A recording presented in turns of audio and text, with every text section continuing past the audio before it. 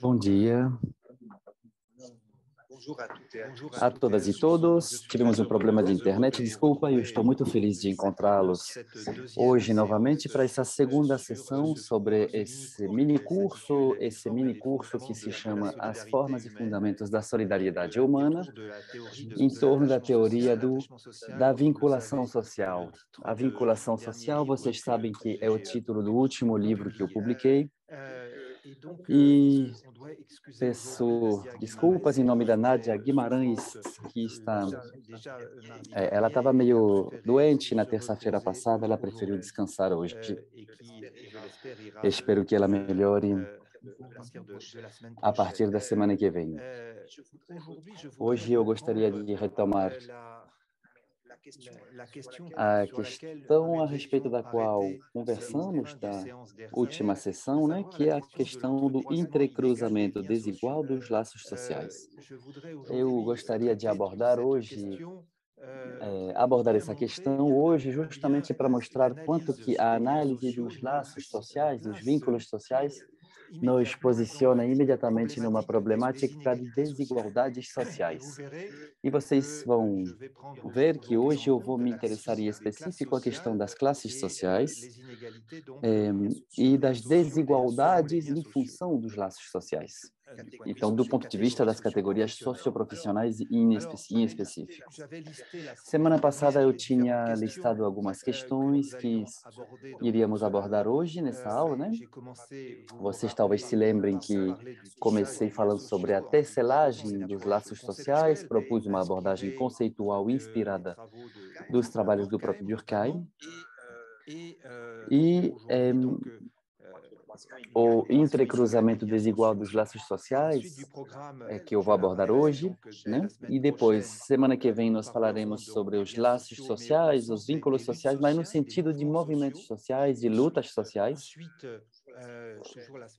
Semana que vem também eu falarei com vocês sobre a dinâmica internacional dos regimes de vínculos sociais, né, ou de vinculação social, ou seja, vamos tentar tirar proveito da capacidade que nós temos hoje nas ciências sociais para poder fazer comparações internacionais, e eu vou propor um marco analítico para vocês para poder analisar o que eu chamo de regimes de vínculos sociais ou vinculações sociais.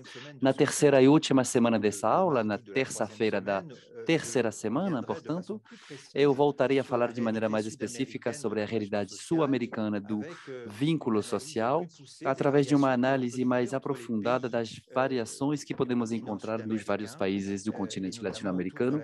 Em específico, voltarei sobre a questão do familismo.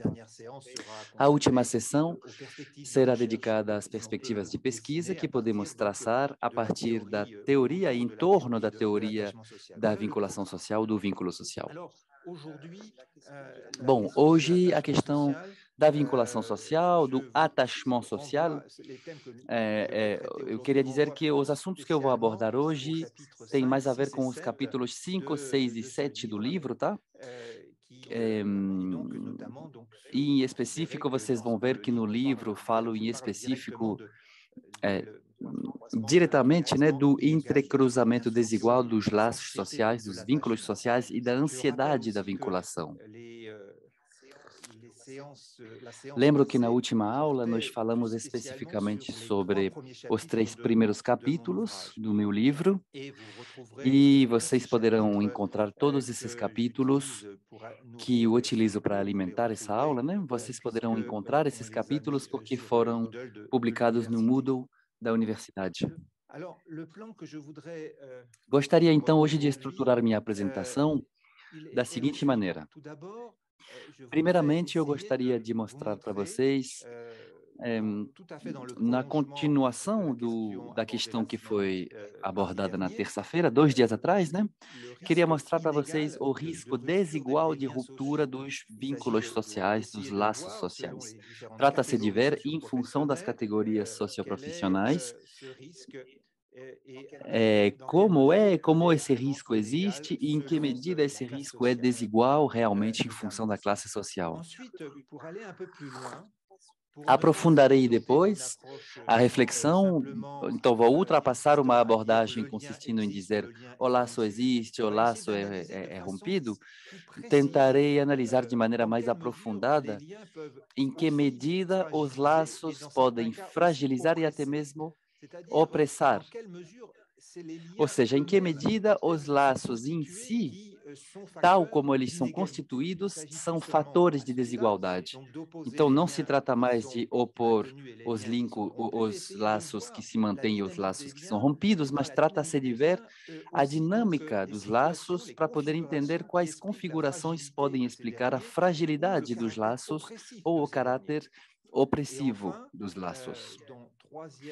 E numa terceira parte da minha apresentação de hoje, eu vou abordar, e eu queria voltar, na verdade, sobre o conceito de desqualificação social, que é um conceito que eu elaborei nas minhas últimas publicações, e, em específico, eu queria propor uma abordagem dinâmica, uma leitura dinâmica que nos permita ver em que medida podemos analisar as desigualdades através das trajetórias das pessoas, dos indivíduos, que são objeto da pesquisa, né? Então, uma abordagem dinâmica que permita ler o processo de desqualificação social.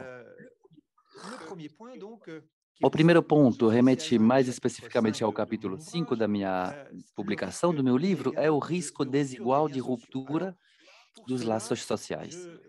Então, eu queria começar voltando sobre o que eu mostrei terça-feira passada para vocês, né, que consiste em pensar a partir do detalhe de um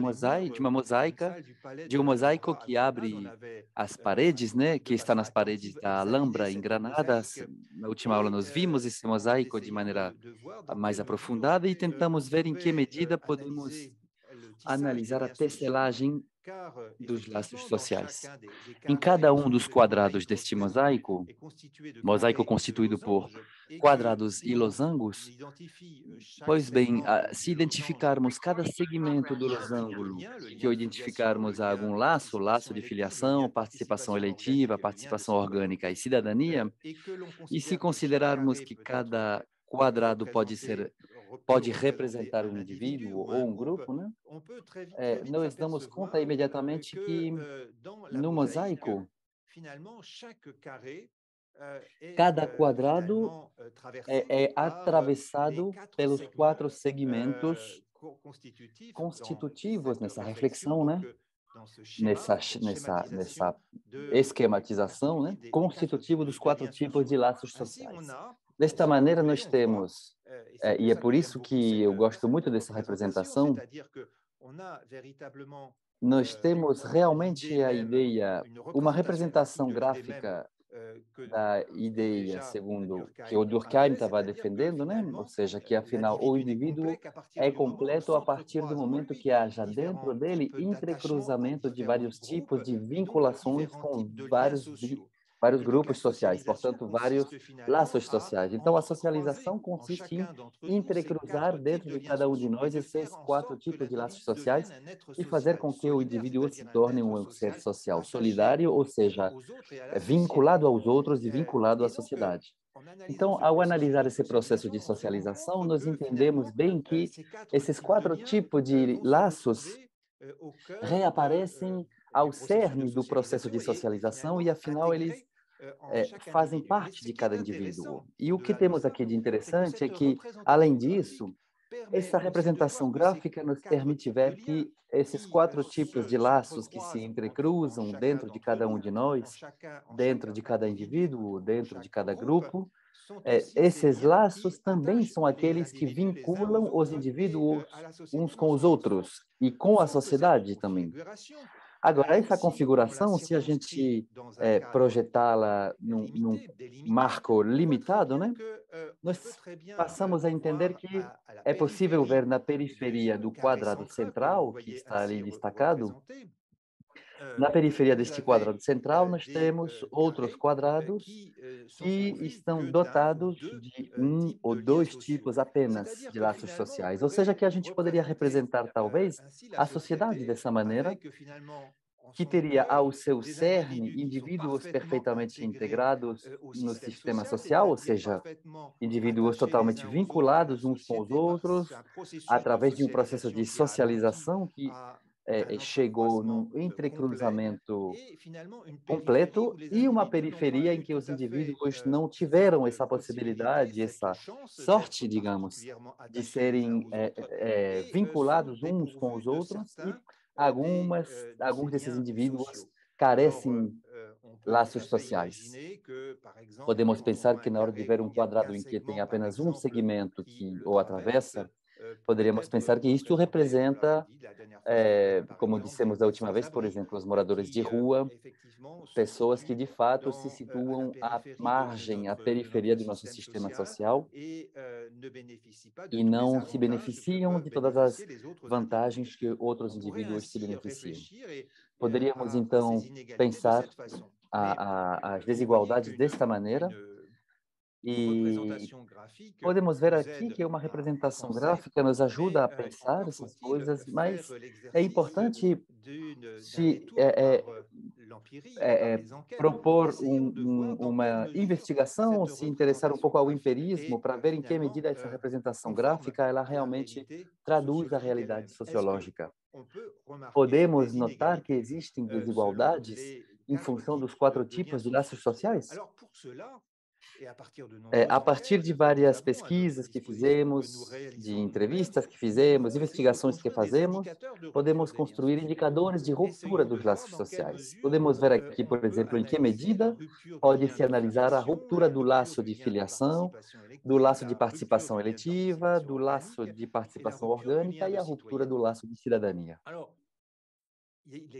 Existem vários indicadores, mas o que eu queria propor aqui, enquanto indicador, né, para a gente poder fazer esse pequeno exercício, queria que nos interessemos em específico ao laço de filiação, partindo de uma situação que é de ausência de relações com os pais, tá? Existem pessoas que têm pais com os quais não se tem mais nenhuma relação, não vê os pais, não tem relação regular com os pais, né?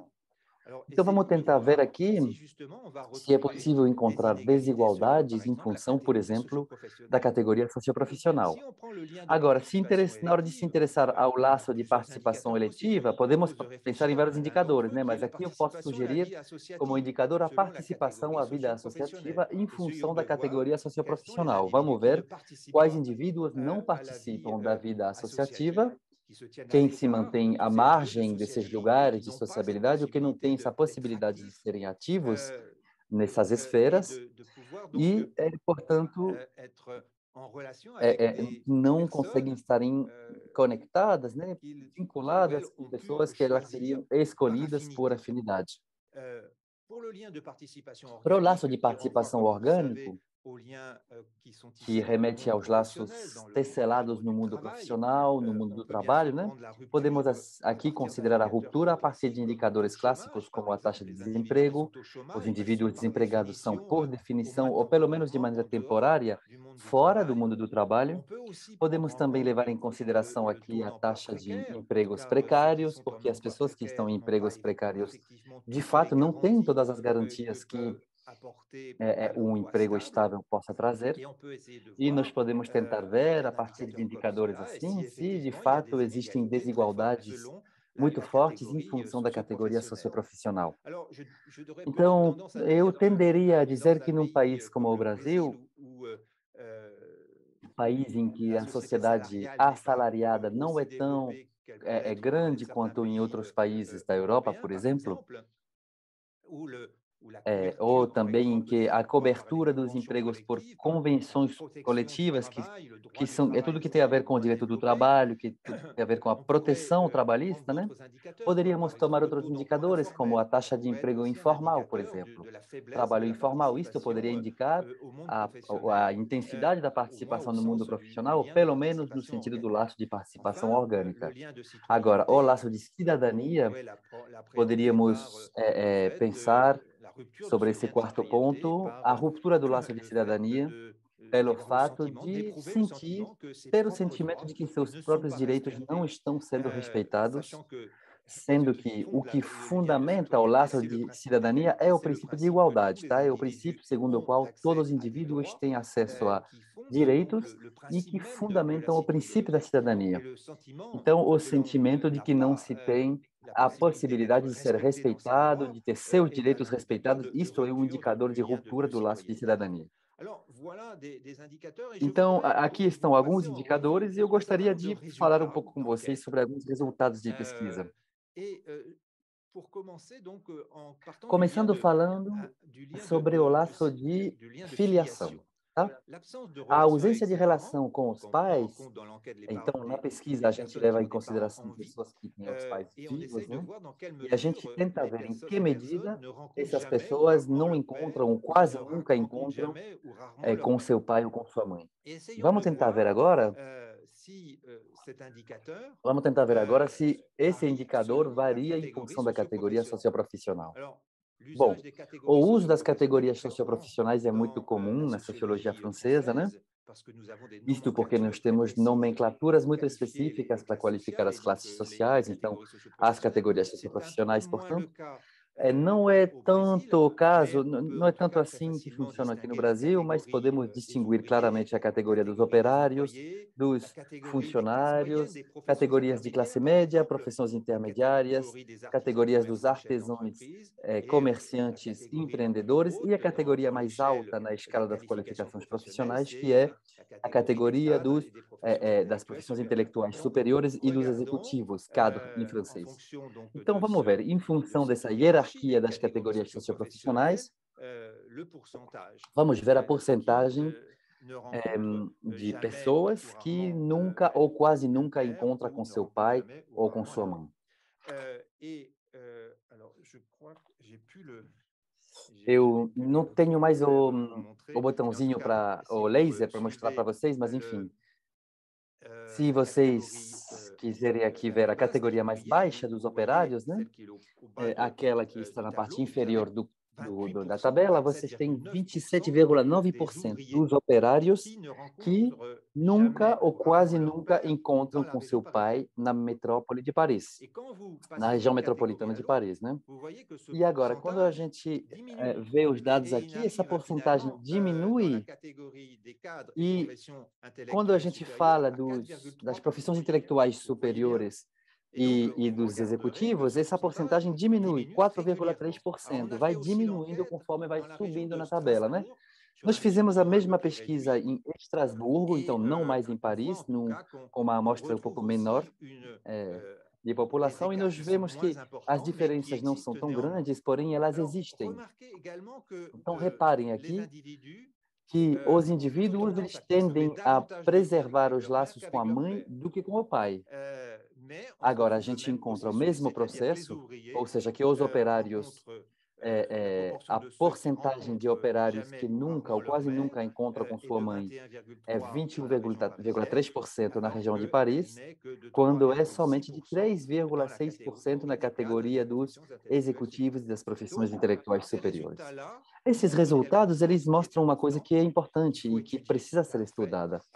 É um fato que costuma não ser levado em consideração na hora de analisar as desigualdades, mas aqui, do ponto de vista do laço de filiação, ou seja, a relação entre pais e filhos, nós vemos claramente que existem descompassos claros em função das categorias socioprofissionais. Portanto, o risco de ruptura, ou seja, de estar por fora da solidariedade intergeneracional, é um risco maior nas camadas mais baixas da sociedade do que nas camadas mais altas. É um fato social muito marcante. A pergunta agora é: o que nós observamos na região de Paris funciona também em outros países do mundo? Será que esta lógica se aplica em São Paulo? Poderíamos analisar isso em São Paulo também? Eu não tenho como dizer para vocês, porque eu não tenho os dados para isso, né? Mas nós poderíamos tentar, e isso seria um ótimo exercício, ver se tivéssemos, por exemplo, uma amostra representativa aqui em São Paulo, se podemos identificar o mesmo fenômeno na região de São Paulo. Bom, vocês veem aqui claramente que o risco de ruptura varia de um meio social para outro.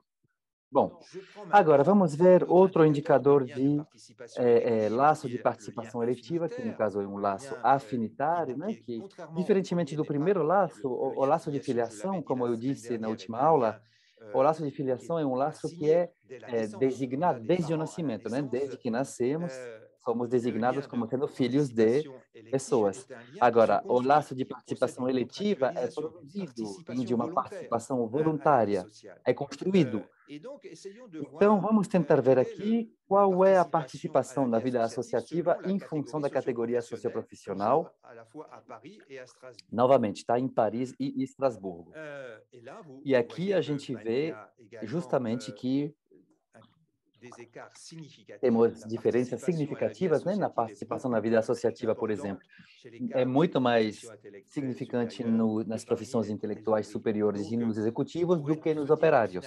Poderíamos pensar que nas categorias socioprofissionais dedicadas ao trabalho, trabalham muito e não e as pessoas que são executivos, que costumam ter dias muito longos, poderíamos pensar que essas pessoas não têm tempo para se dedicar à vida associativa. No entanto, é o contrário, são essas pessoas que participam mais da vida associativa, mais do que as categorias mais humildes, então mais embaixo na hierarquia das qualificações.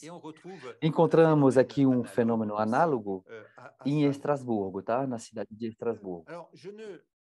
Bom, não tem aqui as tabelas sobre desemprego, emprego precário, tudo isso, não coloquei porque é meio que óbvio, né? Vocês sabem que a taxa de desemprego não é a mesma em função da categoria socioprofissional. Quando tem demissões massivas, gente sendo mandada embora de maneira massiva, quem primeiro perde o emprego costuma ser os menos qualificados, né? Então, a taxa de desemprego é sempre mais elevada em qualquer país, aliás, nas categorias menos qualificadas, né?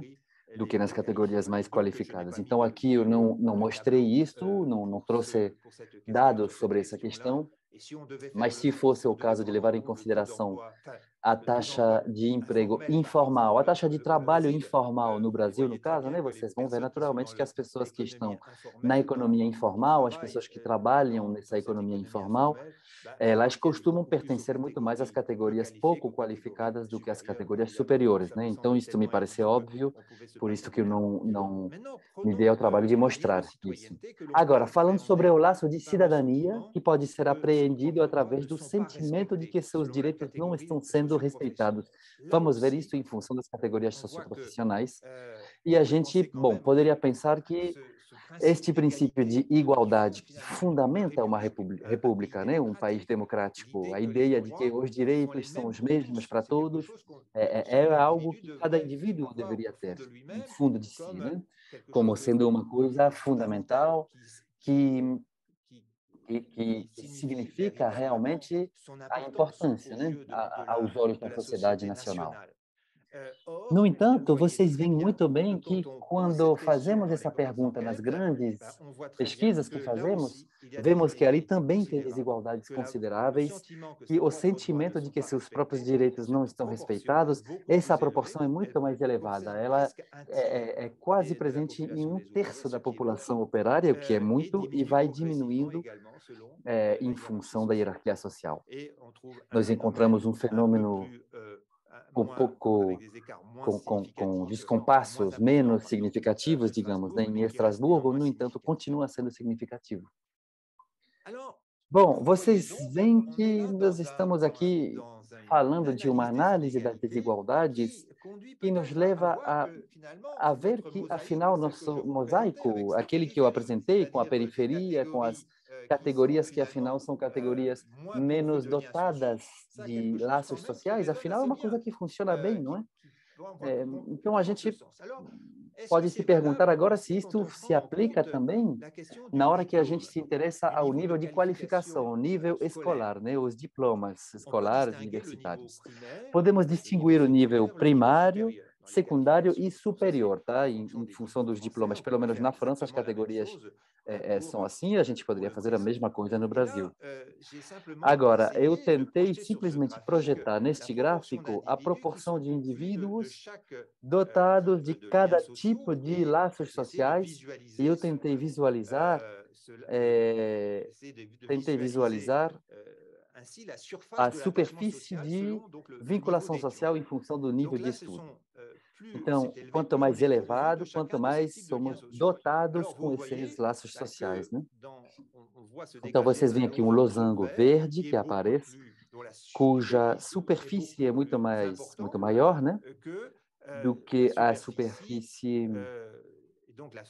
Então, o losango verde corresponde aos indivíduos que têm um nível de estudo superior, e essa superfície da vinculação social é claramente superior à superfície dos indivíduos que detêm algum nível de qualificação secundário, e ainda mais, vocês veem aqui, o último losango, né? O, o losango em azul, né? Que caracteriza as pessoas com nível de qualificação primário. Nós vemos que esse losango azul é claramente mais reduzido do que os outros dois losangos, e ainda mais a respeito do losango verde, que caracteriza a população que tem diplomas superiores. Então, nós vemos muito bem desigualdades muito fortes aqui. Eu diria que este resultado é também muito significativo, porque isso significa que, afinal, através do sistema de educação, nós preparamos também os indivíduos a uma boa integração na sociedade. E aqueles que vão menos longe na educação, no sistema de instrução, né? Afinal, também são as pessoas que estão com menos laços sociais, ou seja, afinal, as menos vinculadas com o sistema social. Então, esses resultados são muito significativos e eles mostram muito bem a amplitude das desigualdades quando se trata de levar em consideração esses 4 tipos de laços sociais. É isso que eu queria mostrar para vocês hoje. Agora, se a gente se interessar o que é publicado, né, sobre desigualdade, costumam falar sobre renda, costumam ser feitas análises de desigualdades a partir do nível de consumo, a partir do nível de renda, tudo isso. Mas vocês veem claramente aqui que pode-se, muito bem, através dos laços sociais, adotar uma perspectiva mais sociológica para mostrar até que ponto essas desigualdades são fortes, segundo essa ótica dos laços sociais. Segunda parte da minha apresentação agora. O que eu apresentei para vocês aqui é interessante, mas é bem limitado. É bem limitado porque a gente leva em consideração a distinção entre indivíduos que são dotados com algum tipo de laço e outros que não estão dotados com esse tipo de laço. Então, trata-se agora de analisar de maneira mais precisa os laços que fragilizam e os laços que oprimem, né? E aí eu queria remeter ao capítulo 6 da vinculação social.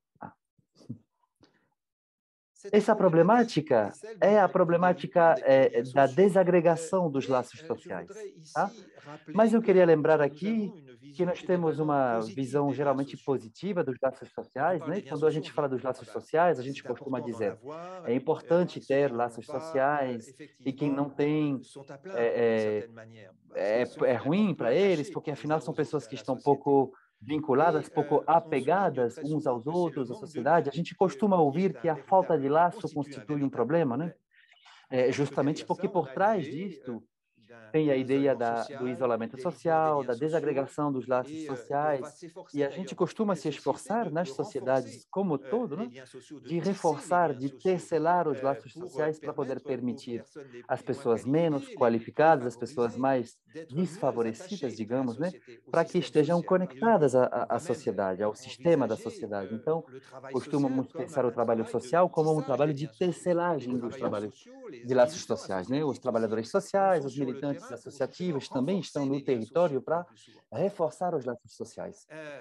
No entanto, é preciso levar em consideração que existem casos, numerosos, aliás, em que os indivíduos sufocam na relação que os une a outras pessoas. Tá? Não se trata apenas de distinguir quem tem vínculos e quem não tem vínculos. Trata-se de ver que quem tem vínculos também tem gente que sofre desses vínculos que tem. Então, são pessoas que sufocam dentro de uma relação que as une a outras pessoas. Passa a ser um laço de opressão.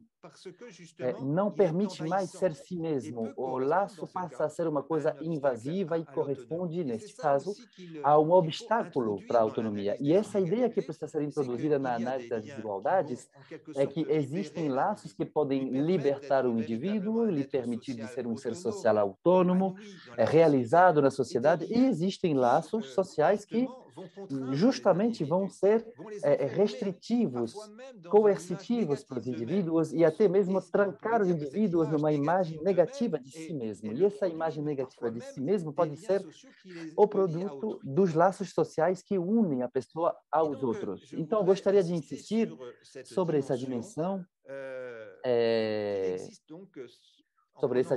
de que existem casos em que tem indivíduos ligados uns aos outros, à sociedade, né, por laços que são opressores, que fragilizam. É ali que eu encontro novamente a distinção que eu propus na terça-feira passada, na primeira sessão, né, eu queria distinguir duas dimensões para cada tipo de laço, a dimensão de proteção e a dimensão de reconhecimento.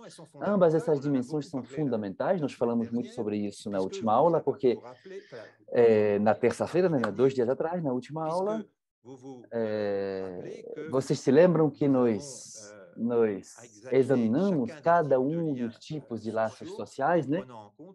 Levando em consideração a dimensão da proteção e a proteção do reconhecimento. Então, poderíamos dizer, de certa maneira, que quando os laços trazem ao mesmo tempo proteção e reconhecimento, nós estamos aqui falando de uma configuração que poderia ser designada pela expressão laços libertadores. Tá?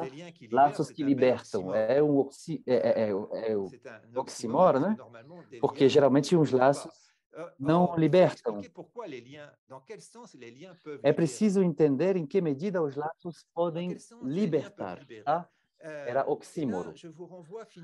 E aí eu queria chamar a atenção de vocês sobre uma reflexão que é uma reflexão filosófica, sociológica também, que eu desenvolvo no capítulo 6 do meu livro, e que remete, na verdade, à definição sociológica da liberdade. Alguns filósofos, em específico o filósofo Hayek define a liberdade pela ausência de restrição, a ausência de coerção. Seria isto que constituiria, a liberdade. Eu diria que essa definição, ela, na verdade, remete mais a uma ideologia que ressalta o fato de que o indivíduo deve se libertar de qualquer tipo de tutela, em específico de um Estado que poderia ser invasivo demais, né? Então, essa filosofia é uma filosofia que remete a uma filosofia muito liberal, né? E eu diria que é uma contradição a respeito das próprias lições tiradas da sociologia. Porque se seguirmos o pensamento de sociólogos, Simmel, por exemplo, ou outros sociólogos fundadores da sociologia, que eu cito inclusive no meu livro, vocês vão ver que, afinal, quando a gente fala de socialização, a gente precisa destacar a importância da coerção, da restrição, que faz parte da vida social, né? Ser livre não significa não ter coerção, não ter restrição, porque, afinal, a vida social, por definição, corresponde a uma socialização, portanto, a uma interiorização das restrições e das coerções da vida social. Aprender a fazer com isto.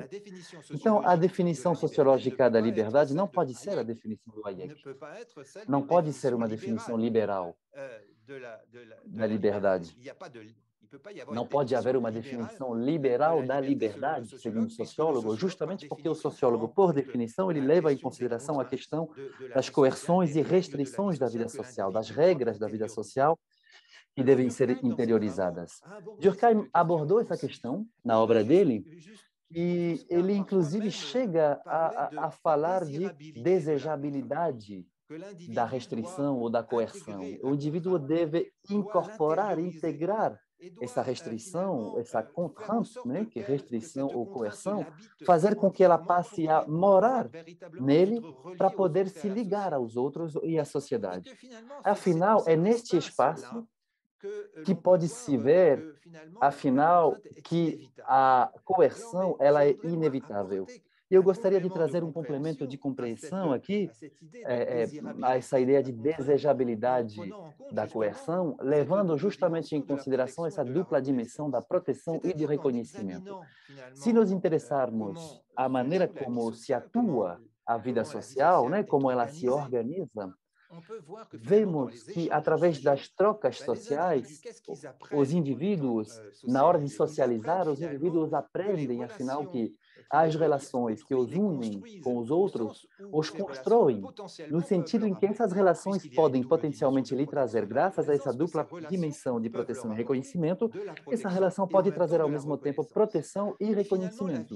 E, afinal, a vida social e os vários tipos de laços sociais permitem aos indivíduos uma troca de proteção e reconhecimento.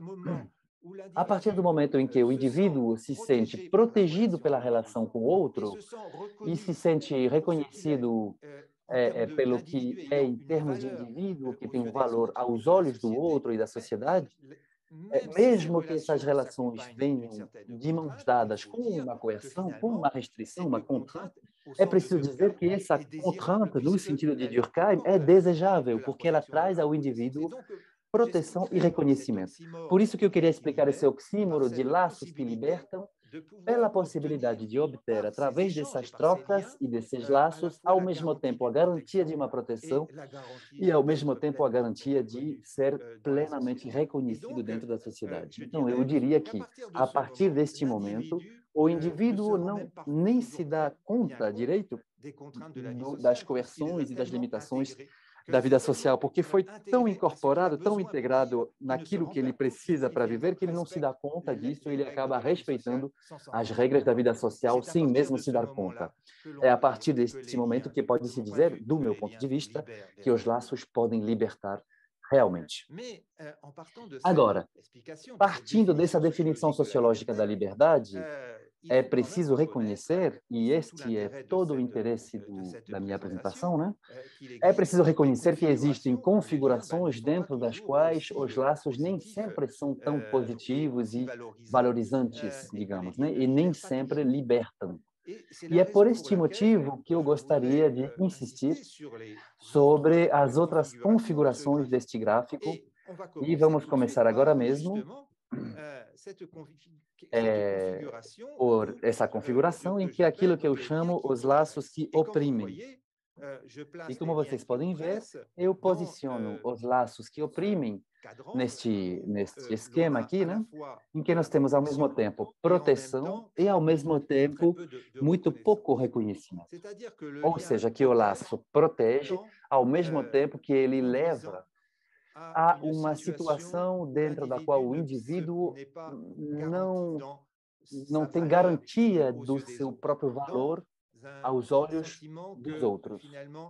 Afinal, é o sentimento de que é inútil, é protegido, mas ao mesmo tempo é inferiorizado e a maior parte dos casos leva o indivíduo a aceitar uma forma de dominação, uma forma de inferiorização, aceita de ser tratado como um indivíduo de menor valor do que os outros. Então, então proteção, sim, mas ao mesmo tempo rebaixamento, né? Pouco reconhecimento. Vou tentar examinar com vocês uma questão, né? Em que medida, se a gente leva em consideração cada tipo de laços, em que medida reencontramos essas formas de opressão? Em que medida reencontramos essas situações?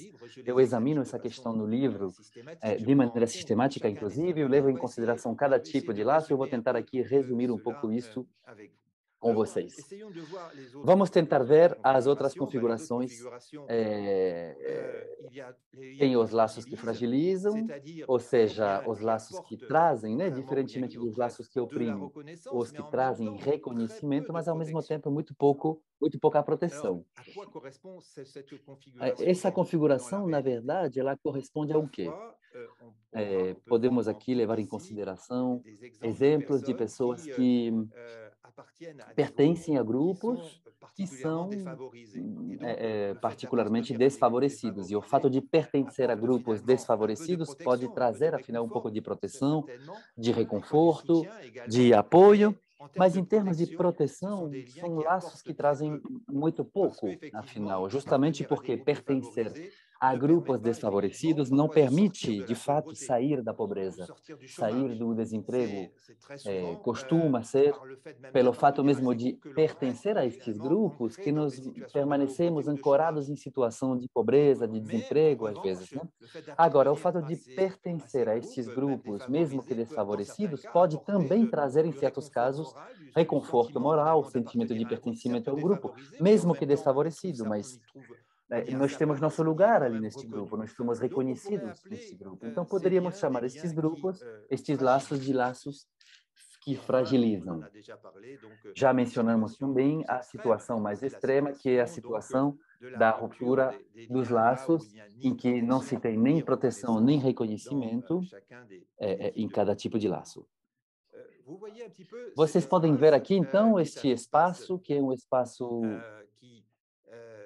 espaço teórico, né, naturalmente, e eu gostaria de explorar um pouco este espaço com vocês, levando em consideração os diversos tipos de laços que existem. Se nos interessarmos aqui ao laço de filiação, bom, os laços que libertam é quando a relação é realizada, é plena, a relação entre pais e filhos, que, por exemplo, traz para uns e para outros a garantia de uma proteção, de um reconhecimento, a amor mútuo, a proteção, a, a troca de afetos e tem apego uns pelos outros de maneira muito forte, né? Um apego muito forte, perdão, de tal forma que existe ali uma troca recíproca, mútua de proteção, né? Os pais e as crianças estão, os pais e os filhos estão numa relação que poderíamos designar como sendo realizada, plena. Essa relação realizada ou plena, afinal, ela é bem idealizada na prática, né? Porque, desculpa, na prática as relações nem sempre são assim, né? Inclusive na esfera familiar. Às vezes pode ter relações que podem ser opressoras, desiguais. Nós poderíamos imaginar, por exemplo, nós podemos imaginar uma situação em que jovens adultos, por exemplo, eu estudei bastante a situação dos jovens desempregados, né? Na França, na Europa, fiz bastante pesquisa sobre isso. E essas pesquisas mostram que em muitos países, na França também, os jovens desempregados que ficam na casa dos pais por muito tempo, eles às vezes chegam a ter a impressão de que a relação com os pais é penosa, é difícil de se viver, tanto para os pais quanto tanto para os pais que querem que os filhos sejam mais autônomos, que eles achem um emprego, se afirmem na vida, que eles possam pelo menos ser mais autônomos, né? Economicamente, pelo menos, ter sua própria casa, etc. E para os filhos, essa relação pode se tornar opressora também, justamente porque morar com os pais que acabam tendo uma imagem negativa dos filhos também é muito difícil de viver no dia a dia. Então, tensões aparecem e a relação passa a ser opressora muito facilmente, né, entre os pais e os filhos. Existem variações consideráveis de um país para o outro, naturalmente, e vocês vão poder ver que nas comparações internacionais, a proporção, perdão, de jovens de 25 a 34, tá? É a faixa que eu levei em consideração.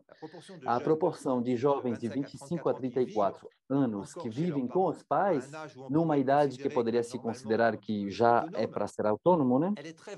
Varia muito de uma sociedade para outra. Na Europa, por exemplo, vocês têm essa proporção de 2% na Dinamarca e 50% na Grécia. 2% na Dinamarca, 50% na Grécia.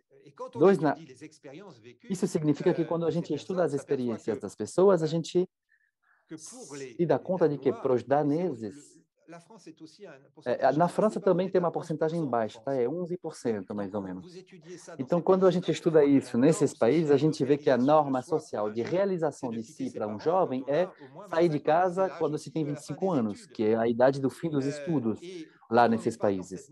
E quando a gente não vive nessa norma, a gente vai viver com um certo sofrimento aquilo, como se a gente estivesse fora do funcionamento social. Então, existe um sistema normativo que leva a se sentir desqualificado caso nessa idade você ainda more com seus pais. Agora você vai na Grécia e você vai entrevistar jovens gregos desempregados, eles não vão ter essa visão negativa. Primeiramente, porque muito mais deles estão vivendo essa situação.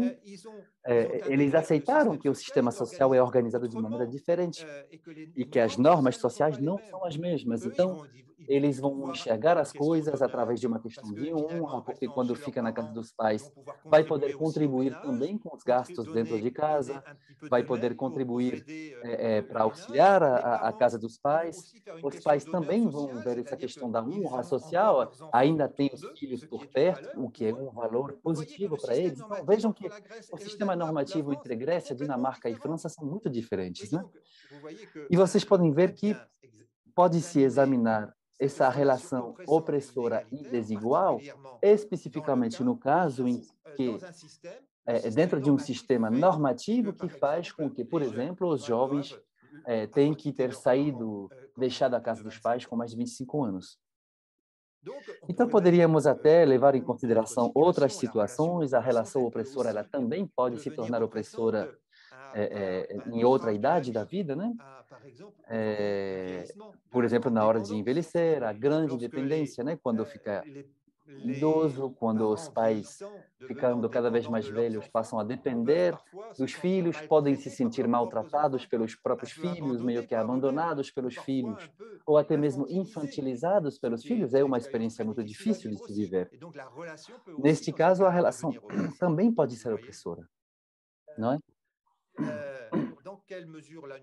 Em que medida uma relação pode ser uma relação fragilizada? Bom, de fato, o fato de viver dentro de um meio particularmente frágil, quando vive com famílias em que tem poucos recursos, poucos ingressos, vamos fazer com o que tem, mas a gente vê ali que esse laço que os une com os pais é um laço que fragiliza, porque afinal não contribui realmente com a proteção, mesmo que possa trazer um pouco de reconforto e de reconhecimento. A ruptura do laço, já falamos sobre. Então, vamos ver agora a mesma coisa, do ponto de vista do laço de participação eletiva. A gente aqui encontra novamente a relação plena e realizada, né? Eu falei na terça-feira, 2 dias atrás, da amizade, lembram? O que é um amigo? Um amigo é uma relação de amizade plena existe quando tem troca, né? Reconhecimento, quando se pode contar com os amigos, quando se considera que os amigos têm valor e vice-versa, né? Os amigos consideram que você tem valor aos olhos deles. Então, a relação ela é plena e realizada porque ela é enriquecedora. Você se sente você mesmo quando você está... Nós encontramos, né, de forma geral, nós sentimos nós mesmos quando estamos dentro de relações de amizade apaziguadas, sem conflito, em que a gente pode se entregar, falar de si, do que vivenciou e se sentindo protegido pelos amigos, um olhar bem intencionado dos amigos, Na relação de casal também, né?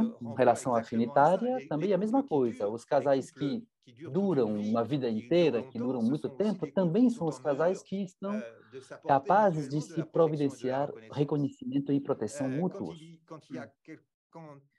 Quando dizemos que no casal não tem mais proteção, não tem mais reconhecimento, geralmente o casal acaba tendo problemas e geralmente se separa, né? Separação e divórcio. Agora, se a gente se interessar ao laço de participação eletiva, a relação opressora e desigual, a gente vai reencontrar aqui. Eu estava falando da amizade, né? Mas a gente pode falar da relação de casal.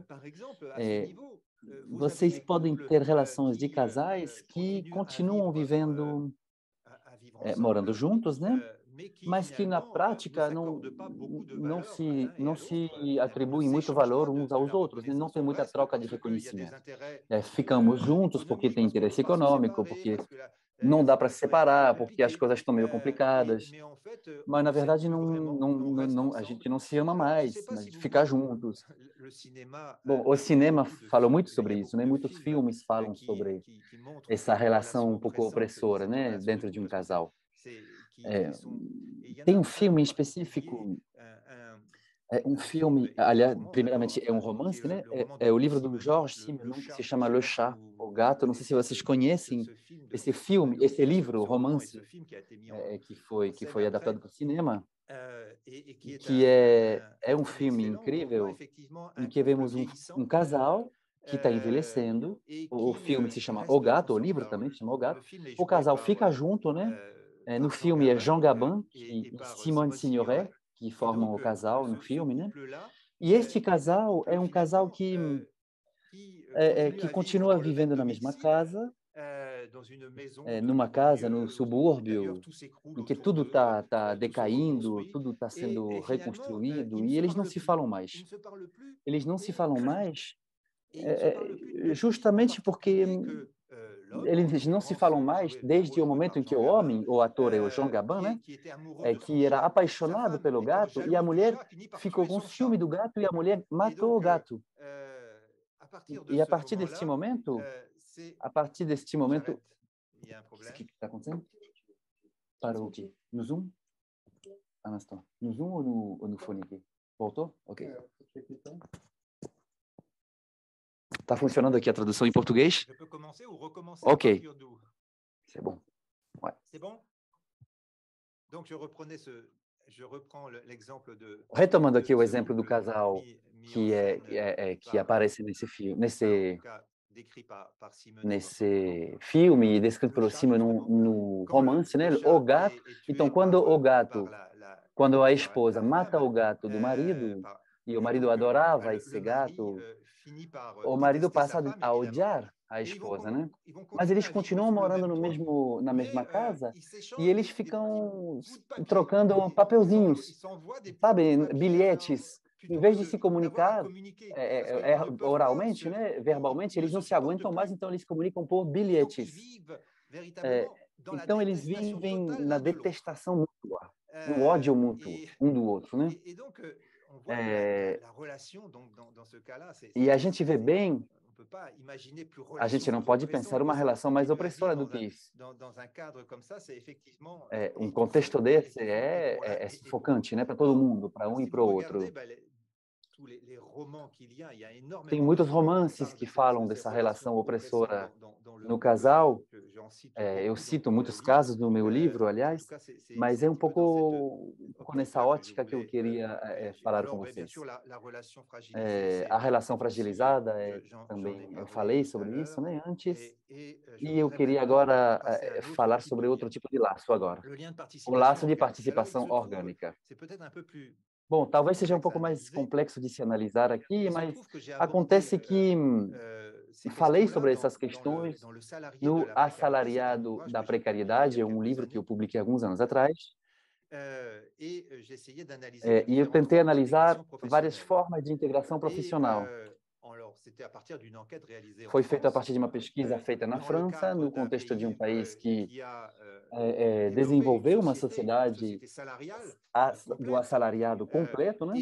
E podemos dizer que para funcionários assalariados que têm um emprego estável, e que estão realizados na sua relação de trabalho, que vivem uma integração garantida, né? Justamente porque seu emprego, seu trabalho trazem ao mesmo tempo proteção diante das aleatoriedades da vida, empregos cobertos por convenções coletivas do direito do trabalho, que protegem o indivíduo no direito do trabalho, etc., e que também traz uma cobertura social, uma previdência. E, ao mesmo tempo, essas pessoas podem sentir satisfações no mundo do trabalho, se sentir reconhecido nas suas qualificações profissionais e dentro de uma relação realizada que eu chamo de integração realizada. Agora, há precarização no mundo do trabalho justamente porque na sociedade do assalariado apareceram configurações em que a gente encontra insatisfações do ponto de vista da proteção ou do ponto de vista do reconhecimento. Então, a configuração da integração laboriosa é justamente indivíduos que têm um emprego estável, que serão protegidos, né? Que não vão conhecer imediatamente o desemprego e que continuam tendo um salário, mas que detestam o emprego que eles estão tendo. Ou seja, que estão em relações de opressão no dia a dia. Pessoas que ficam doentes pelo fato de trabalhar, né? Que adoecem pelo fato de se sentir rebaixados com sua atividade profissional, sofrimento no trabalho. Isto se trata de uma integração particularmente laboriosa, trabalhosa, né? Pessoas que adoecem e que têm que parar de trabalhar justamente porque em completo sofrimento estão vivendo em completo sofrimento. Funciona a tradução em português? Funciona? Tá bom. Vou continuar? A integração incerta é o contrário. São pessoas que, ao mesmo tempo, têm pouca garantia a respeito do futuro, né? Às vezes empregos temporários, empregos que não conseguem ficar, né? Não conseguem. Vocês sabem que na França a gente viu o aumento drástico de contratos pontuais de trabalho e para os jovens entrar no mercado do trabalho significa entrar com empregos precários e às vezes a carreira inteira é feita dentro de empregos precários. Então são empregos que protegem pouco, mas que ao mesmo tempo podem, em certos casos, trazer algum tipo de reconhecimento. São pessoas que têm prazer em fazer o que elas fazem, né, no trabalho, têm qualificações sociais, qualificações profissionais, competências reconhecidas e que lhes permitem justamente se valorizarem. Eu diria que no mundo do trabalho, dos artistas, dos profissionais do trabalho, profissionais do espetáculo, tem muita gente que não tem garantia nenhuma, que tem que toda hora correr atrás de novos contratos, né? Os artistas, eles costumam gostar do que eles fazem, eles se sentem reconhecidos, nem todos, né?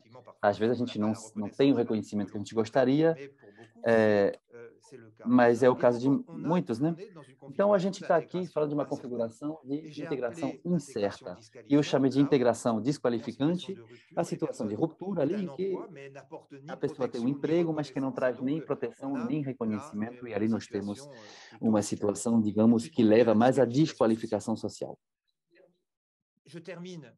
Eu vou fechar aqui levando em consideração o laço de cidadania. Sobre o laço de cidadania, teoricamente, isto traz a todo indivíduo proteção e reconhecimento, né? Isso é o marco teórico que me permitiu definir o laço de cidadania. Neste caso, nós estamos falando de uma cidadania plena, garantida, os direitos do cidadão são reconhecidos, o cidadão é soberano, ele pode participar da vida política, dar sua opinião, participar de debates. Mas existem casos em que, de fato, estamos numa configuração de subcidadania. Chamamos os indivíduos de subcidadãos, justamente porque consideramos que são pessoas que têm menos direitos do que os outros, né?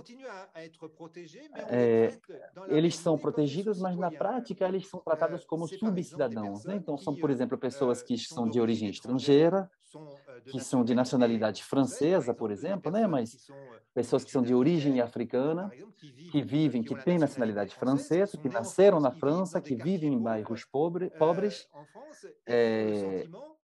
e que têm a sensação de ser tratados como cidadãos de segunda categoria. formalmente eles têm os mesmos direitos, mas na prática eles são discriminados, desvalorizados. Et je dirais même que on peut prendre un autre Podemos exemple historique considerar aqui dans les outro exemplo Antilles. Par histórico nas exemple, vous savez, Antilhas, c'est tá? Por exemplo, no Caribe, des îles qui ont tem été ilhas que foram colonisées et qui colonizadas appartiennent aujourd'hui au pela França e département que hoje qu'on são appelle en chamados France les de départements outre-mer, donc des territórios anciennes ultramarinos, colonies. né? Donc, Ex-colônias, dans basicamente. l'histoire, Na quand on a história, aboli quando l'esclavage, houve a abolição da escravidão, on a donné donc aux anciens os esclaves la nationalité ex-escravizados française, receberam a nacionalidade mais francesa. dans l'histoire Na história française, on francesa, aperçoit, les historiens ont os montré historiadores, que né, généralement mostraram les que anciens geralmente esclaves, on les reconnaissait comme des citoyens français, mais ex-escravizados, pas os tout à filhos fait de quand même, escravizados avec un são petit peu reconhecidos como une cidadãos franceses, infériorité mas não totalmente, qui com était uma certa manifestée, c'est-à-dire qu'on ne leur inferioridade, reconnaissait pas ou tout à seja, fait la même não há reconnaissance exatamente o qu'aux mesmo autres. Donc, reconhecimento vous voyez cette deles do situation que os outros finalement cidadãos. Então, vocês veem aqui que existe uma de situação de biais, finalement, viés.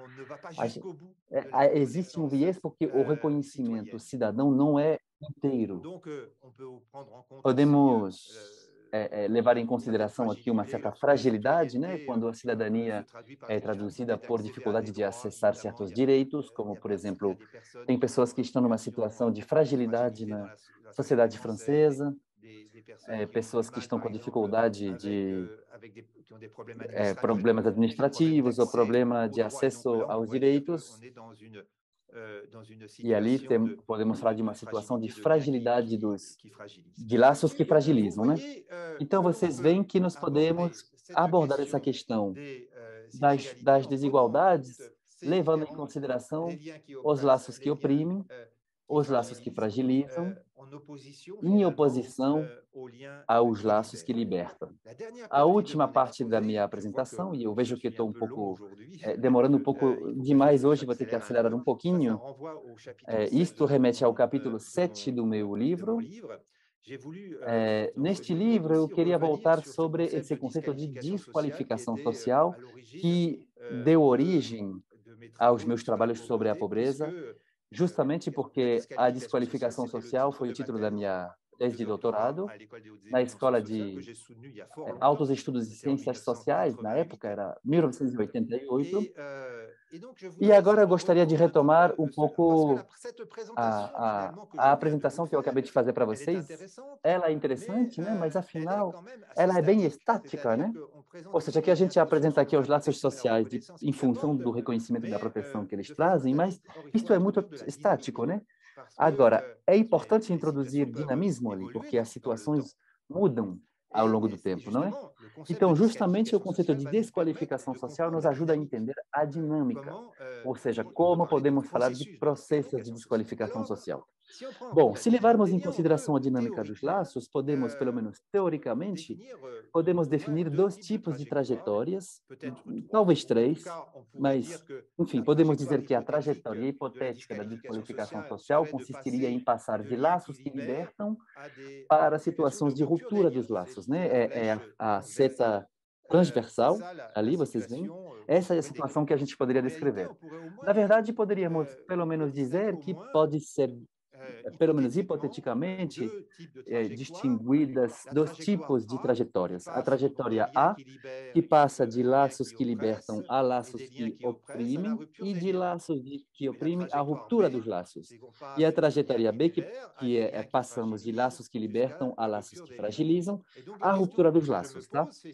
A finalement, questão que eu levanto peut-on aqui é, appréhender a pergunta les que me faço é, évolutions qui podemos conduisent à des aprender as situations de evoluções que rupture de levam a liens situações de à ruptura de partir laços donc de a ce partir schéma, deste de ce type? esquema, ou de esquemas desse tipo? Euh, Bom, alors, o le livre livro La disqualification sociale, A c'est Desqualificação un livre qui a Social é um été livro que publié, qui a été réédité à foi plusieurs reeditado em reprises. várias Si je ocasiões, vous le né? montre, c'est que E eu estou parce que mostrando aqui para finalement, vocês justamente il a porque été publié en este livro foi 1991 publicado et em depuis, 1980, je ne cesse em d'apporter des 91, compléments perdão, e eu estou sempre à ce completando livre parce essas novas que j'ai edições, réalisé un porque eu me dei peu, après, il conta, y a d'autres depois, recherches, donc após outras j'essaye pesquisas, de eu estou compléter sempre mon completando minha analyse. análise, Et donc,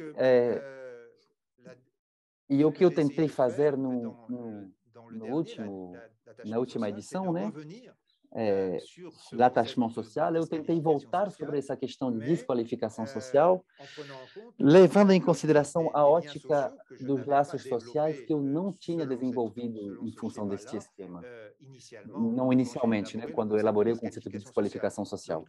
Então, este livro foi traduzido em português em 2003, né, a desqualificação social, e essa edição ela não contém as atualizações da minha reflexão, né? Vocês poderão encontrar isto no capítulo 7 da última edição. Bom, os motivos de um retorno, né? Por que é preciso voltar, retornar a essa tese? Primeiramente, porque o contexto muda um pouco, né? Porque a tese ela foi feita nos anos 80, como eu disse, ela foi defendida em 88 e o contexto mudou muito. A questão dos laços sociais não era totalmente afastada da minha reflexão inicial. No entanto, era muito menos claro, muito menos desenvolvido, né? Na época, eu tendia a abordar os laços sociais como um todo global, né? Quando eu falava de desqualificação social. No entanto, meu pensamento foi especificado depois, né? Agora, o tema da opressão e da fragilidade são temáticas muito presentes na tese, né? A desqualificação social é a experiência da fragilidade e da opressão. Existe, então, um laço, um vínculo entre a desqualificação social, a fragilidade e a opressão, né? Que caracterizam os laços sociais, e é isso que eu gostaria de mostrar para vocês hoje. Por que associar fragilidade e opressão? Na fragilidade, como eu disse, na teoria da vinculação social, isso remete a uma carência de proteção, a um déficit de proteção, e a opressão remete, nessa mesma teoria, a uma negação de reconhecimento ou a uma inferiorização. Ambas essas noções são centrais na teoria do apego social, já era o caso na desqualificação social. Então, fragilidade e opressão podem ser cumulados, e é isto que eu já constatava na época.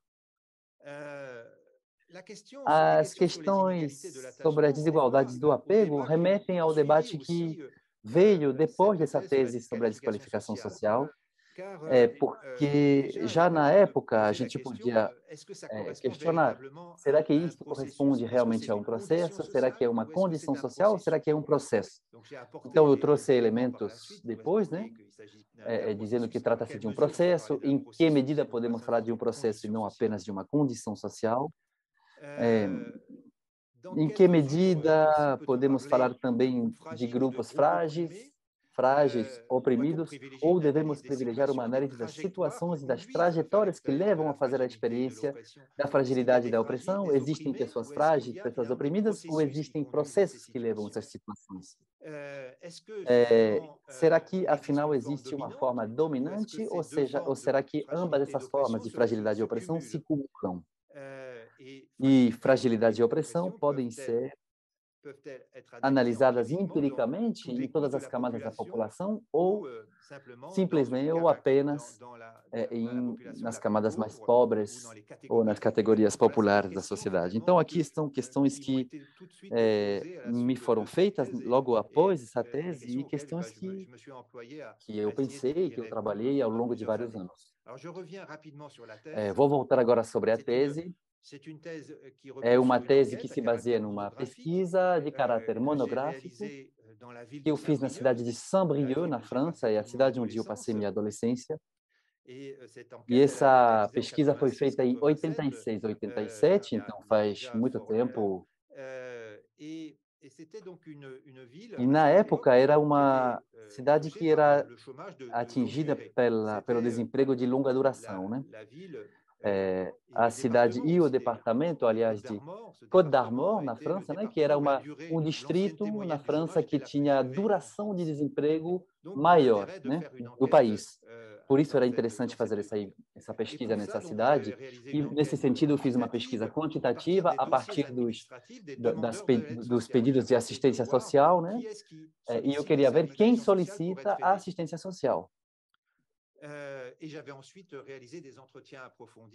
Depois eu fiz entrevistas aprofundadas num conjunto habitacional, né, de HLM na França, que é habitação social na França, era um bairro muito estigmatizado, considerado como um gueto, né?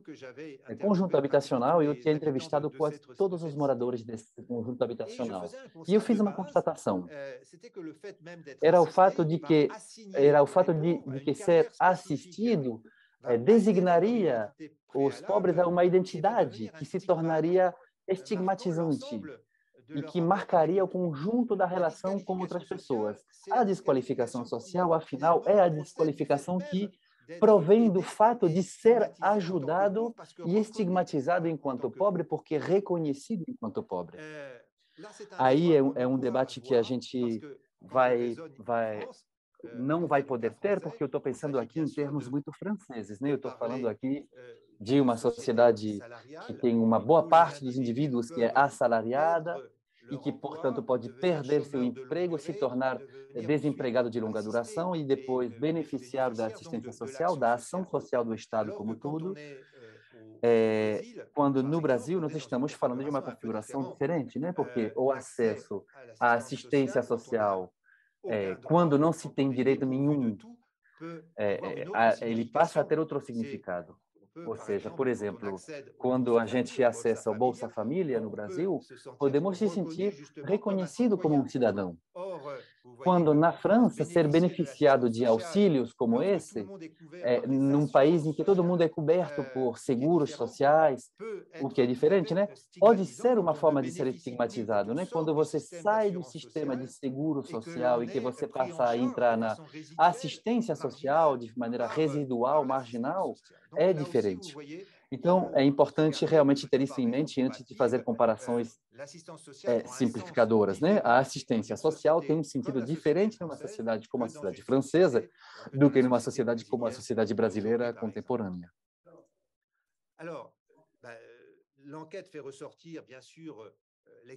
A pesquisa ressalta a experiência da desqualificação social. A primeira dimensão é viver numa insegurança permanente. Quando dependemos de instituições de assistência social para sobreviver, geralmente é porque a gente não pode contar com outras pessoas. A família não pode contribuir com recursos suficientes, não temos vizinhos que vão ajudar, estamos afastados do mundo profissional e, portanto, o último recurso é falar com a assistência social. Então, é uma situação de muita insegurança, na verdade. A segunda dimensão remete à inferioridade socialmente reconhecida, que pode estar à origem de sofrimentos ou até mesmo de sofrimento psicológico, né? Ser tratado como um indivíduo de segunda categoria, subcidadão, que deve ser acompanhado, atendido, assistido, né? As pessoas chamadas de assistidas na França. Costumamos designar os desempregados de longa duração como sendo assistidos, né? E são estigmatizados. Eles costumam ser acusados de não se esforçar o suficiente para achar um emprego, etc. Então, eles costumam ser julgados de maneira muito diferente, muito negativa, perdão. E viver essa experiência do desemprego de longa duração significa, numa sociedade do assalariado, significa viver a experiência de ser um cidadão de segunda categoria, inferiorizado, considerado preguiçoso. E, portanto, significa não ter nenhuma utilidade reconhecida na sociedade. Então, a experiência de desqualificação social é de uma negação de reconhecimento e de uma carência de proteção. Eu tinha analisado vários tipos de experiências vividas, né?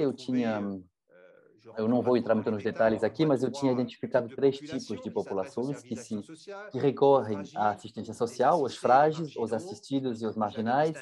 Eu tinha distinguido em função do tipo de intervenção social que se beneficiam, e eu tinha depois analisado vários tipos de experiências vivenciadas. Se vocês derem uma olhada no livro traduzido em português, vocês vão ver isso, que eu explico essas experiências vividas, né?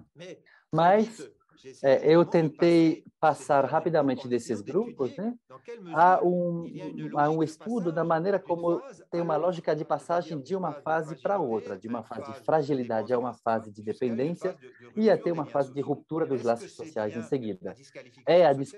A desqualificação social é este processo que encontramos ali?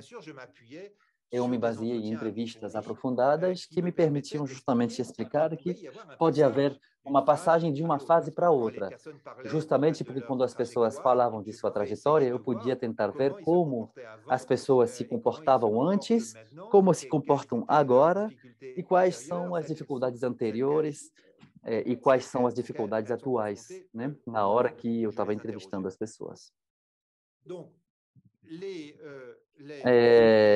As dimensões do conceito de desqualificação social tem a estigmatização, tem a interiorização de uma identidade negativa.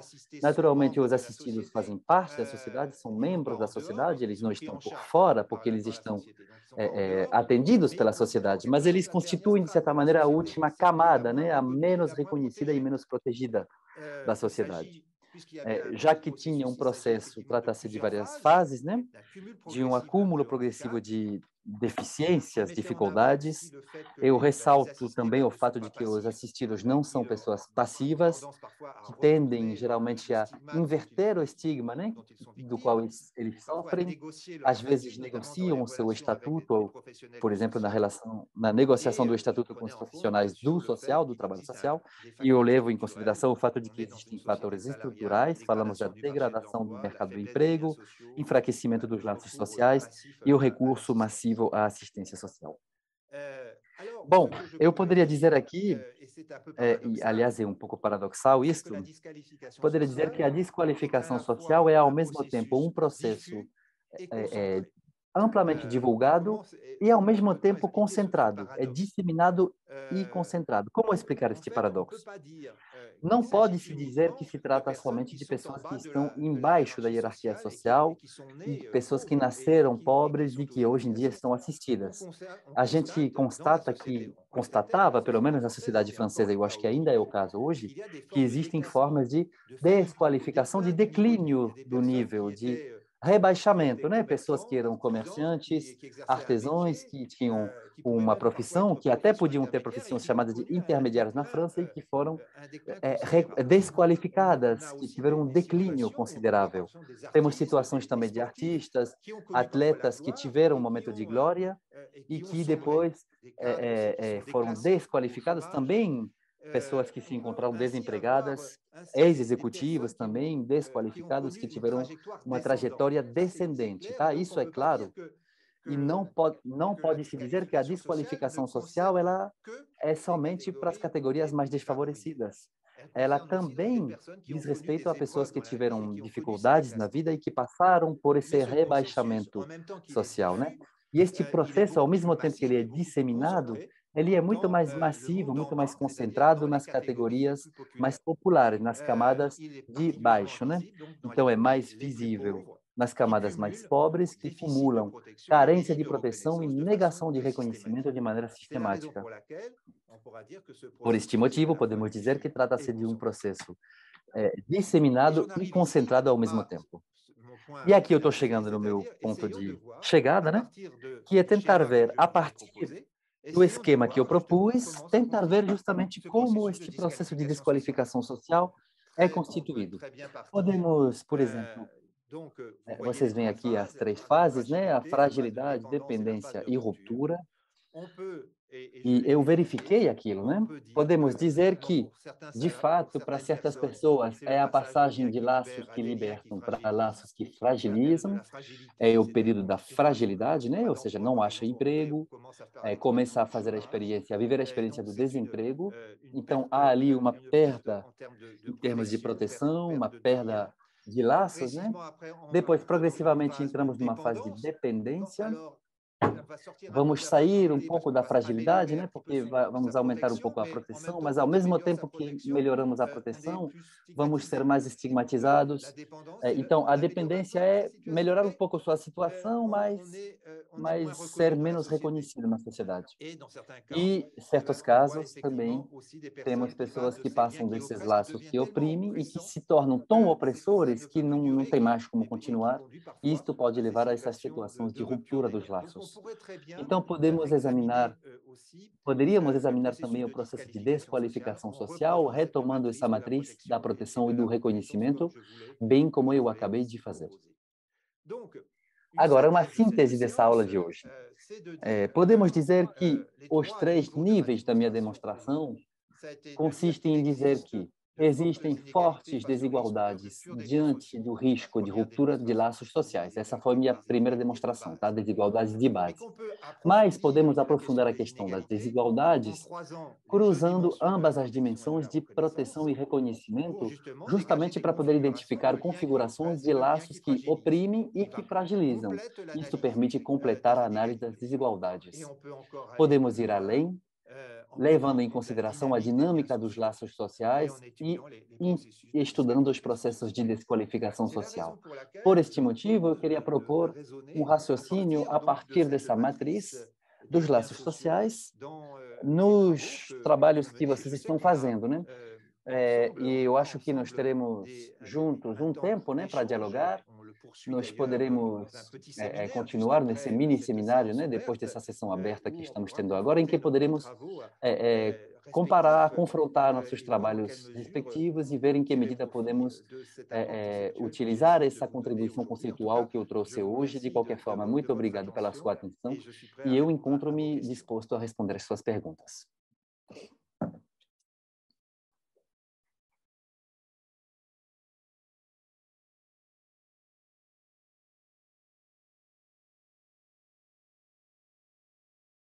Casque.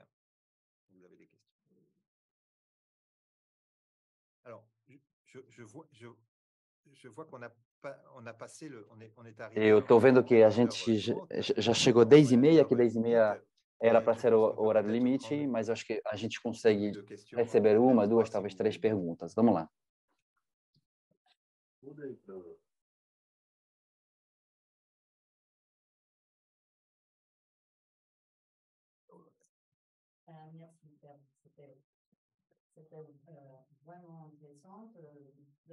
Ah, je crois qu'il faut prendre le micro parce que c'est enregistré.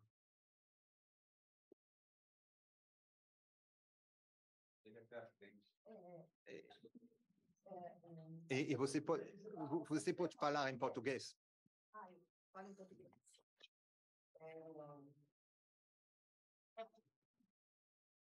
Obrigada, Sérgio. Foi muito interessante. Eu não li seu livro.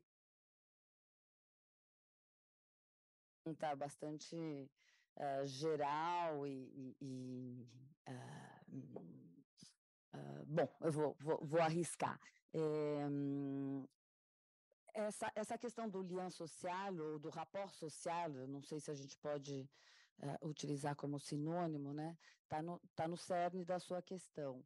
O que eu gostaria de desenvolver um pouco mais é a relação entre interação, quer dizer, por vezes me parece que esse lien social ele está ligado à interação, enfim, entre indivíduos, na família, e por outras vezes entre o Estado. Então, é uma questão mais estrutural, né? Então, em que medida, né, a gente pode refletir sobre o conceito de lien social a partir dessa oposição entre interação e estrutura? E a segunda parte da questão seria consciente e inconsciente, né? Em que medida essa percepção, né, de desqualificação ou percepção de rebaixamento, como é que a gente mede isso à medida em que muitas dessas relações são inconscientes, né? Elas são objetivamente dadas, mas elas são inconscientes. E, finalmente, não poderia deixar de perguntar qual é a relação entre o seu trabalho e o trabalho de Pierre Bourdieu. Eu fiquei aqui tentando pensar um pouco na distinção, né, em todas as hierarquias sociais colocadas e nas contradições entre relações que são, ao mesmo tempo, de cooperação e de rivalidade, enfim, de qualificação e proteção e de desqualificação. Só queria um pouco ouvi-lo sobre isso. Obrigada.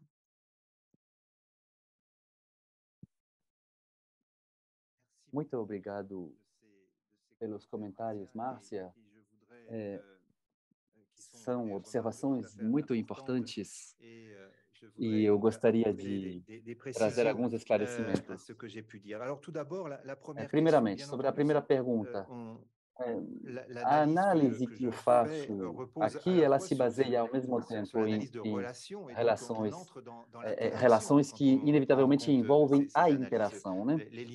Os laços que oprimem, os laços que fragilizam, tudo isso, vemos aqui configurações que são baseadas em interações, né? Mas na minha apresentação eu tentei mostrar que, afinal, essas interações, elas não são simplesmente interações que operam assim no mundo inteiro da mesma maneira. Ou seja, que são interações que fazem parte de estruturas. Ou seja, que eu acho que a análise interacionista, ela é interessante a partir do momento em que conseguimos, através da comparação, levar em consideração o efeito da estrutura sobre essas interações. E isto é um desafio metodológico. Justamente porque os interacionistas eles tendem a pensar no contexto da interação estreito, às vezes, sem ver que é preciso integrar isto num esquema comparativo. E é isto que eu estou tentando mostrar justamente nas comparações, né? Eu tentei fazer isto, eu confesso, né, de maneira um pouco alusiva ao simplesmente assinalar alguns casos, por exemplo, quando eu falei dos jovens que vivem na casa dos pais ainda, tentei mostrar que essa interação pode variar de um contexto para o outro, e, portanto, de uma estrutura para outra. Então, minha intenção é partir da interação, naturalmente, né? Mas com a preocupação de tratar da estrutura, ou seja, da sociedade como um todo, e ser capaz, através do conceito de vinculação social, ser capaz de ter uma visão holista, ou seja, não que analise somente as interações desconectadas das estruturas. Este é meu objetivo no trabalho e eu acho que através da matriz da vinculação social conseguimos fazer isto. Ou pelo menos é o que eu quis mostrar para vocês. Agora, segunda observação, Márcia. Sua segunda observação, Márcia, é muito importante entre consciência e inconsciência. Poderíamos, sim, dizer que, numa certa medida, as formas de dominação estão ainda mais fortes na medida em que elas não aparecem de maneira evidente para as pessoas que vivem essas situações de dominação. Afinal, são as formas de dominação escondidas, né? Então, o sociólogo tem a tarefa de dar à luz, de trazer à luz sobre essas formas de dominação que estão dissimuladas na vida social, coisas sobre as quais não se fala e a respeito das quais as pessoas não têm necessariamente consciência, né? Não estão conscientes de serem dominadas. Por isso, Bourdieu desenvolveu muito essas ideias nos trabalhos, né? Ele desenvolveu muito as ideias ao empurrar os sociólogos para decifrar situações de dominação dissimuladas com certa opacidade e a respeito dos quais os indivíduos não têm uma consciência plena. Isto me leva a dizer uma coisa. Eu não estou aqui afastando a perspectiva da dominação escondida, mas eu vejo as provas vividas pelas pessoas, as dificuldades vividas pelas pessoas.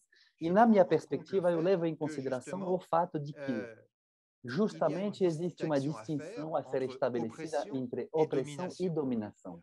A opressão é algo do qual somos conscientes. Temos consciência da opressão porque ela é vivenciada no dia a dia. O mal-estar é vivenciado no corpo. Temos sintomas de depressão, estamos mal, nos sentimos mal. Nós adoecemos, por exemplo, no trabalho, justamente porque nós temos superiores hierárquicos insuportáveis que nos rebaixam, que nos inferiorizam. Então, o indivíduo vê no dia a dia, na sua situação de opressão, ele vivencia, ele vive com muita dificuldade essas situações. Então, a consciência da opressão, ela é forte. Ela é forte. Então, não pode-se dizer que todas as formas de dominação são formas escondidas. Existem, sim, mas existem formas de dominação que vestem a roupagem da opressão e que constituem o sofrimento do qual os indivíduos estão conscientes. São essas formas que eu justamente tentei desenvolver nos meus trabalhos e na configuração que eu mencionei para vocês. Bom, isto se refere, e aí também temos a distinção entre meus trabalhos e os trabalhos do Bourdieu, em um dos capítulos, no caso, no capítulo 2 dessa obra, no capítulo 2 eu voltei sobre o conceito de hábitos, o conceito do Bourdieu de hábitos. E eu tentei ver em que medida o conceito do hábitos do Bourdieu é um conceito que funciona para analisar os laços sociais e, em específico, todas as formas de solidariedade. Eu não vou entrar muito no detalhe aqui, mas é um verdadeiro debate isso, né?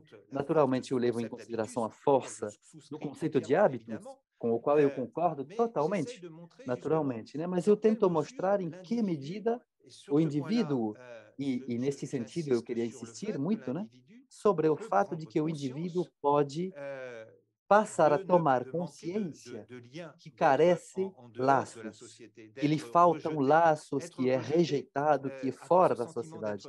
Esse sentimento de ser rejeitado é um sentimento essencial, porque significa a privação de solidariedade. E quando somos privados de solidariedade, sabemos muito bem qual é a experiência que vivemos. Vivemos isso profundamente, não é? Então, temos aqui a ideia segundo a qual o hábitos é algo totalmente interiorizado, e tão interiorizado que chegamos a perder consciência daquilo. Essa ideia, às vezes, me parece um pouco excessiva, justamente porque existe uma parte de racionalidade que o indivíduo pode descobrir a partir do momento em que ele fala das experiências vividas, que às vezes são traumatizantes.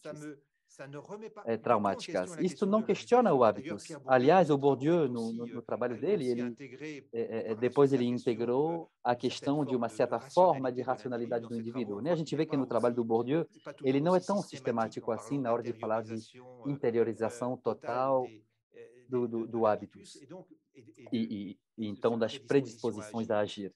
Então, é isto que me diferencia do Bourdieu, ao mesmo tempo que eu digo minha profunda admiração pela obra dele. Né? Eu faço parte de todo esse grupo de sociólogos que são herdeiros desse trabalho conceitual, que contribuiu, hoje em dia, justamente a valorizar esses próprios pensamentos do Bourdieu, ao tomar uma distância também com isso. É isso que caracteriza o trabalho científico que fazemos, né?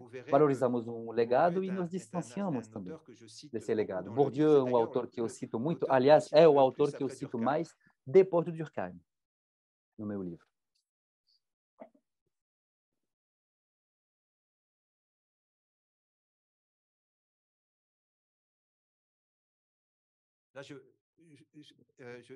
Tem uma pergunta que eu mesmo gostaria de fazer para o intérprete. Eu queria saber se a gente pode receber uma ou duas perguntas ainda. Eu fui autorizado pelo intérprete e eu aproveito para agradecê-lo pelo trabalho incrível que ele está fazendo.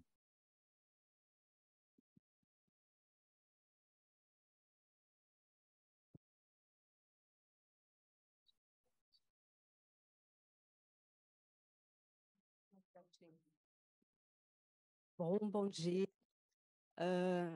Primeiro, queria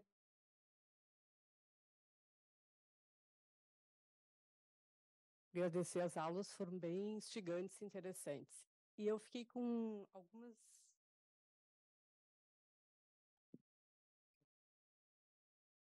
Tá bom? Duas questões. Eu fiquei pensando a partir dessa exposição do processo de desqualificação, das fases da fragilidade, dependência e, por fim, marginalização.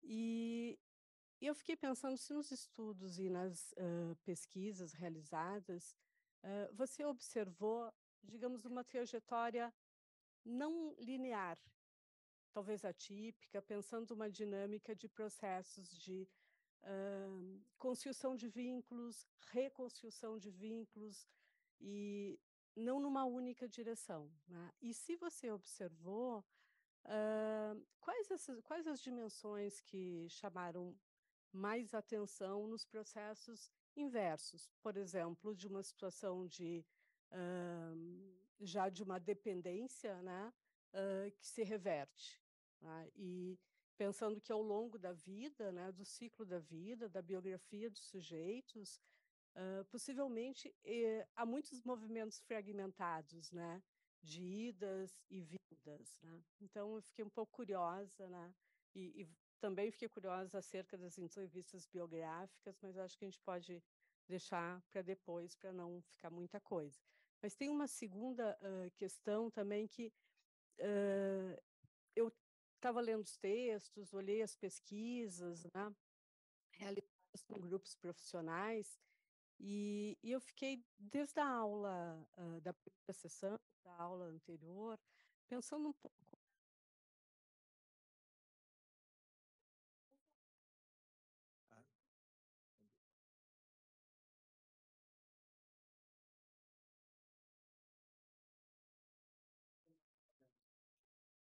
Ah, tá.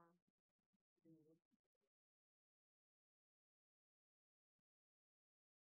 Não, tudo bem.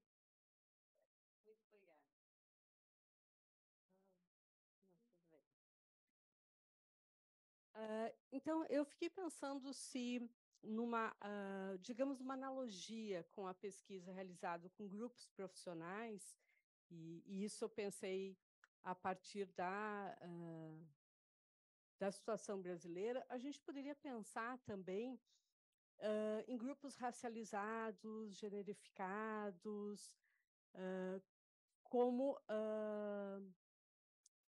pensando nos processos de, não como indivíduos ou grupos essencialmente portadores de uma condição específica, mas de indivíduos que pertencem a determinados estratos e estão continuamente expostos a uma situação de maior fragilidade. Então, por isso eu pensei no caso do Brasil, né, dos grupos racializados, generificados, étnicos, de localização, periferia, né, ou grandes centros urbanos ou pequenos, enfim, um pouco as variações, né, em torno disso, pensando exemplarmente a partir da pesquisa dos grupos profissionais.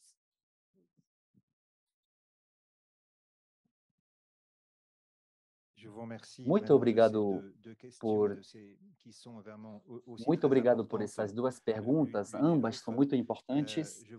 Eu gostaria primeiramente de dizer que, naturalmente, né, na hora que eu tento analisar o processo de desqualificação social, isto não impede falar de um processo contrário, invertido, né, que seria a análise dos laços sociais, que nos permite hoje em dia, sim, analisar como um processo de reconquista de laços sociais pode se dar.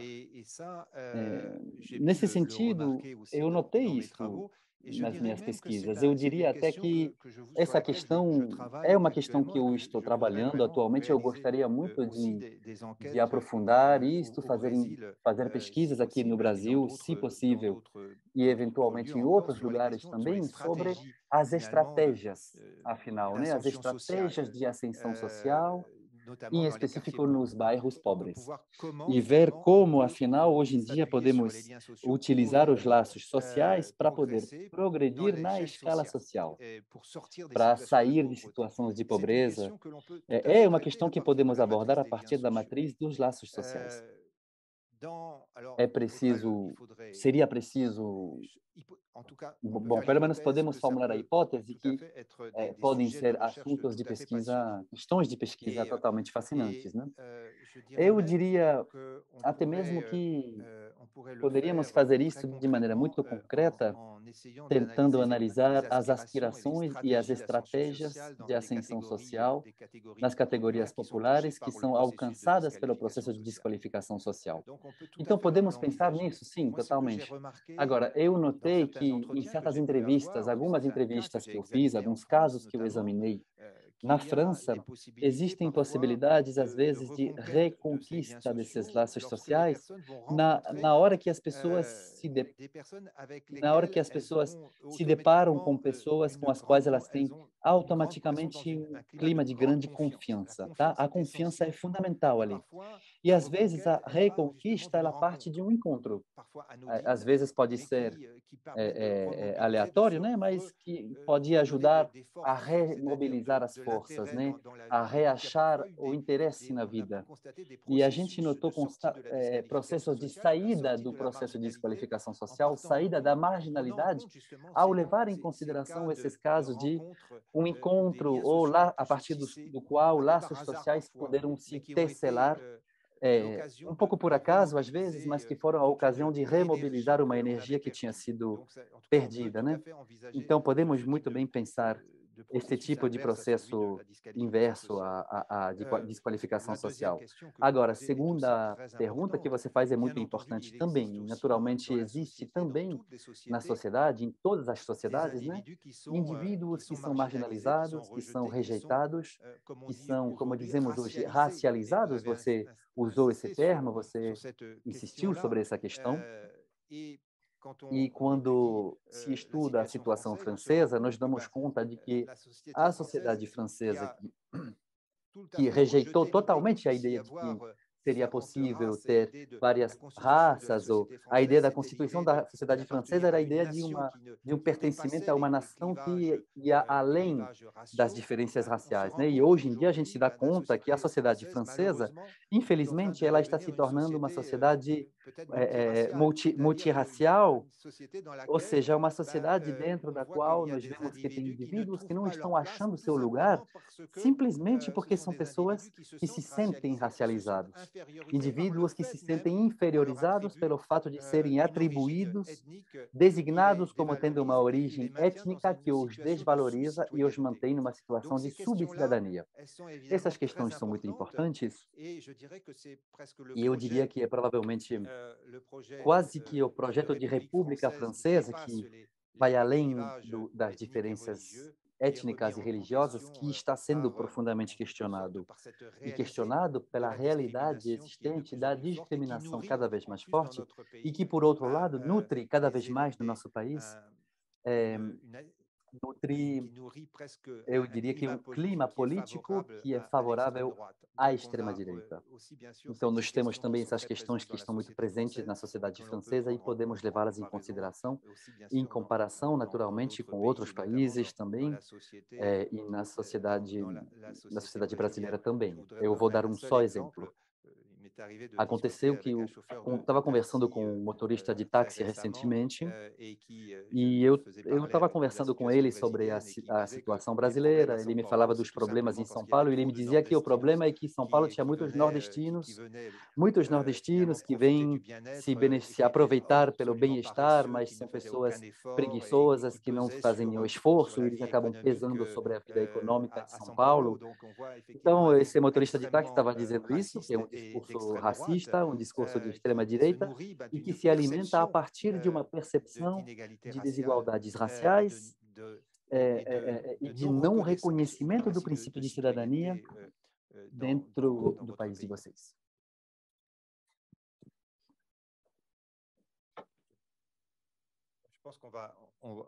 Eu acho que a gente vai parar por aqui. Se vocês quiserem, a gente pode continuar nossa conversa